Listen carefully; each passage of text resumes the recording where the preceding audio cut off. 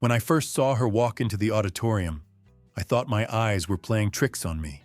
But no, it was her, my ex-wife, smiling as if the past had never happened. And beside her, holding her hand, was the man who ruined our family. The same man she'd chosen over me. The same man who had turned my daughter's childhood into a battlefield of confusion and silence. Every cheer and clap around me faded as I stood there, frozen in disbelief. I had promised myself I'd stay calm that day. It was supposed to be about our daughter, her success, her moment. But seeing them together brought back every sleepless night, every unanswered question, every broken promise. I could feel the anger I buried years ago clawing its way back to the surface. Yet, as I looked at my daughter on that stage, proud and radiant, something told me that this day would end very differently from what any of us expected. If someone had told me 5 years ago that my life would fall apart because of the man I once called my brother, I would have laughed. Back then, everything seemed stable, not perfect, but good enough to make you believe tomorrow would look the same. I had a small construction business, a steady income, a wife I loved, and a daughter who thought I hung the moon. We had Sunday breakfasts together, movie nights with popcorn, and dreams about moving into a bigger house someday. That's when Michael came into the picture. We met through a mutual client, charming guy, always smiling, sharp with numbers. He had this way of making everyone feel seen, especially me. I'd never been great with the financial side of my business, so when he offered to help manage the books as a favor between friends, I accepted. My wife Sarah liked him too. Said he was funny, reliable, always helpful around the house. I didn't see the signs then. Maybe I didn't want to. Weeks turned into months, and Michael became part of the family. He'd drop by unannounced with takeout, fix the squeaky door, bring small gifts for Emily, my daughter. He even joined us for birthdays. Looking back, it wasn't just the kindness that felt strange. It was how comfortable he was in our home. How Sarah laughed at his jokes a little longer than she used to laugh at mine. But I brushed it off. I told myself I was being paranoid. One evening, he sat across from me on the porch, talking about how he could grow my business tenfold if I let him handle an investment opportunity. He spoke with confidence, numbers rolling off his tongue like poetry, and I wanted to believe him. After all, this was my friend, the man who had become like family. What harm could there be in trusting him? Sometimes betrayal doesn't strike all at once. It seeps in slowly, disguised as friendship, until the day you realize you've been feeding the wolf yourself. At first, everything looked like success. Michael's ideas seemed to work. He helped me land a few new contracts, set up a cleaner accounting system, and even convinced me to expand into commercial work. "You've got talent, man," he'd say, clapping me on the shoulder. "You just need someone who believes in you." And I believed him. I really did. I started seeing him as the brother I never had, someone who wanted the best for me and my family. He began coming over more often, especially when I was out meeting clients. Sarah said he stopped by to help with paperwork or to fix something around the house. I didn't question it. Why would I? He was my friend. The kind of guy who remembered birthdays, who brought wine for dinner, who played catch with Emily in the backyard when I worked late. I used to watch them from the window, smiling, thinking how lucky I was to have such loyal people in my life. But small things started feeling off. He'd make jokes that cut a little too close. Comments about how Sarah deserved more breaks, or how a woman like her must get lonely with a husband who's always busy. She'd laugh it off, tell me not to overthink, but something in her eyes changed when his name came up. Still, I ignored it. I told myself I was being insecure. Michael was helping us, not hurting us, or so I thought. Then came the big opportunity. He said there was a short-term investment that would double our profits within 6 months. Just needed a lump sum up front.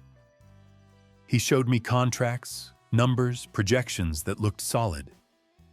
I transferred nearly everything we had saved over the years. Our home renovation fund, Emily's college savings, even part of my emergency reserve. "Trust me, man," he said. "We're in this together." For weeks I heard nothing. Then the calls started bouncing, the emails went unanswered, and his office address turned out to be an empty space for rent. When I finally reached him, his tone was cold, detached. "It's business, Tom," he said. "Don't make it personal." But how could I not? I didn't just lose money. I lost a friend, my security, and the foundation of everything I'd built. What I didn't know yet was that the financial betrayal was only half the story. The rest was still waiting to break me. I tried to tell myself it was just money. Money could be earned again. What hurt most was the silence that followed. The people I thought were friends stopped calling, and even Sarah seemed distant. She barely looked at me anymore, her voice cold and detached. At first, I thought it was stress. We were both hurting, both scared about how to recover. But then she started dressing differently, going out more, saying she needed air. I didn't question it. I was too busy trying to fix the mess Michael left behind. One night, I couldn't sleep. The house felt heavy, like the walls themselves were keeping secrets. Around midnight, I saw headlights pull into the driveway. I peeked through the curtain and froze. It was his car, Michael's. He stepped out casually, like he'd never vanished, like he hadn't destroyed everything. And then, she opened the door for him, my wife, smiling. She looked at him the way she used to look at me. I wanted to storm out, scream, break something. But instead, I sat on the staircase, gripping the railing so hard my knuckles turned white. Every sound, the soft laughter, the quiet footsteps, the click of the door closing, cut deeper than any knife could. That was the night my marriage died. Not in a fight, not in an explosion of anger, but in quiet betrayal. When I finally confronted her, she didn't deny it. She said she found comfort in someone who understood her pain, the same man who caused it.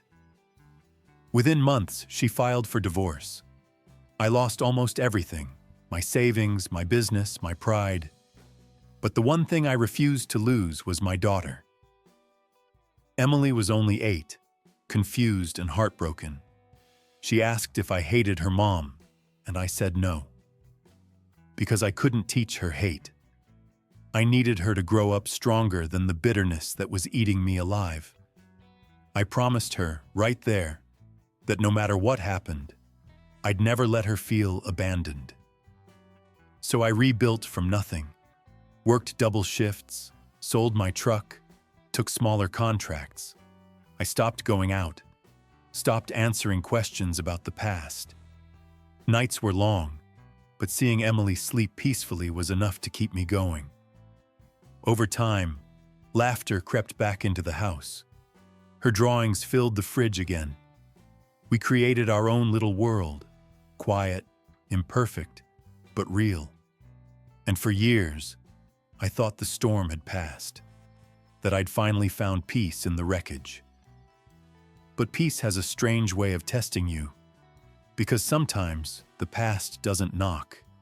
It walks straight through the door, and it walked in again, years later, at Emily's graduation, holding the same hand that once tore our world apart. The years that followed were quiet, almost too quiet. I learned to live with the echoes of what used to be. The sound of my daughter's laughter filled the spaces where my wife's voice used to live. The mornings were colder, the dinners simpler, but the silence no longer hurt. It became part of our routine. I worked during the day, cooked at night, and sometimes sat on the porch with a cup of coffee, watching Emily play in the yard. She was growing up fast, stronger than I could have imagined. There were hard nights, though. Nights when bills piled up, when I questioned if I was enough for her. I wasn't a perfect father. I yelled sometimes, got tired, made mistakes. But she never stopped looking at me like I was her hero. That look, it saved me more times than I can count. I remember one night when she hugged me out of nowhere and said, "Dad, I don't need everything, just you." That sentence became my reason to keep moving forward. I rebuilt the business from the ground up, one client at a time. No shortcuts this time, no partners, no friends promising miracles. Just hard work and honesty. And as the years went by, I started seeing progress again. Small at first, but steady. I bought a newer truck, fixed the old house, and even started saving for her college. Every milestone felt like redemption. Still, there were reminders. On Emily's birthdays, Sarah would send a short message or call for a few minutes. Her voice sounded older, softer, but distant. I never asked about Michael. I didn't need to. I knew life would eventually teach them what they had taught me. Loss in its purest form, the kind that money can't buy back. Then came Emily's teenage years, the first heartbreak, the first car ride alone, the first college acceptance letter. Each moment reminded me of how fast life moves when you're not looking. I watched her transform from a little girl who held my hand to a young woman chasing her dreams. And in that process, I changed too. I learned to forgive, not for them, but for myself. Because carrying anger felt heavier than the betrayal ever did. By the time graduation day arrived, I felt calm, proud even. I had survived the kind of storm that breaks most men. I thought I was ready for anything that day, until I saw Sarah walk into that auditorium, holding the man who once tore everything apart. In that instant, the years vanished, and the old wound I thought had healed began to bleed again. The auditorium was filled with that familiar buzz, laughter, camera flashes, the rustle of proud families shifting in their seats. I'd arrived early, wanting the perfect view when Emily crossed the stage. My heart swelled just looking at her name printed in the program. Emily Parker, Bachelor of Arts, Honors. I ran my thumb over it again and again, barely believing we'd made it here. For once, the world felt peaceful. Then, I saw her. Sarah. She looked older but not weaker. Her hair was shorter, her posture confident. And right beside her, as if the years had folded into nothing, was Michael. His arm wrapped tightly around her waist. My body went cold. It was like the air in the room had thinned, and suddenly every sound, the applause, the speeches, the laughter, faded to a hum I could barely hear. My jaw clenched. I hadn't seen that man since the day he stole everything from me. They spotted me too. Sarah hesitated for a second, her smile faltering.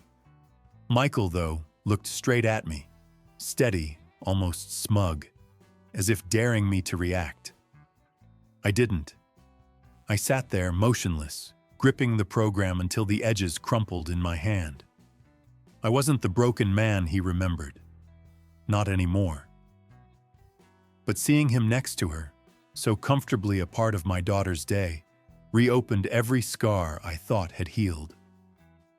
When Emily's name was called, she stepped onto the stage, radiant.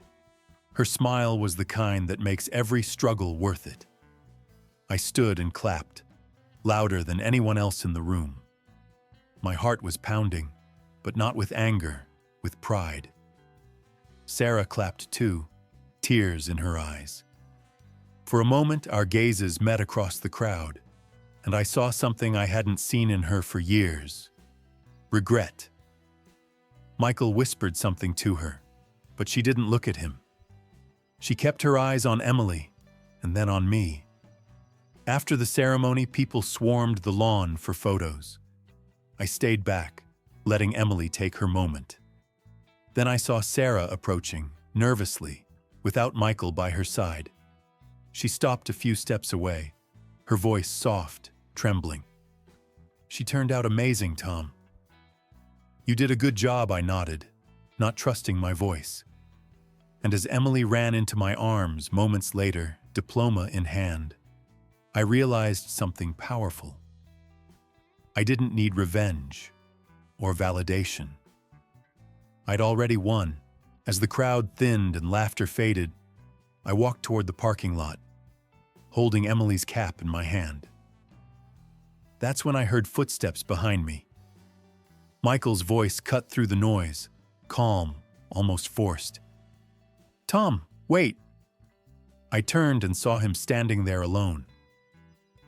For a moment, neither of us spoke. The man who once smiled in my home, who betrayed me without flinching, now looked smaller, like the years had finally caught up with him. "I was stupid," he said quietly. "I thought I won, but I lost everything worth keeping." I didn't respond. I just nodded and walked away. Some things don't need answers. Silence says enough. Sarah caught up a few steps later. Her eyes were red, makeup running slightly under the sunlight. She looked at Emily, then back at me, her voice breaking. "You raised her better than I ever could have." I didn't correct her, didn't try to make her feel worse. I simply said, "We both had our lessons, Sarah." She smiled faintly, and for the first time in years, there was no bitterness between us. Just acceptance. Two people who had finally stopped fighting ghosts. When Emily hugged me goodbye that evening, heading off with her friends, I stood there for a while, watching her drive away. The sun was setting, painting the sky gold. The same color it was the day everything fell apart. Only this time, I wasn't broken. I was free. The past didn't haunt me anymore. It had shaped me. And as I walked back to my truck, I realized something simple yet profound. Sometimes, the best revenge isn't anger or payback. It's peace. And if you think this story was powerful, you need to hear what happened to a man whose friends mocked him for cleaning floors. Until years later, he made them regret every laugh. That story will change the way you look at humility, hard work, and destiny itself.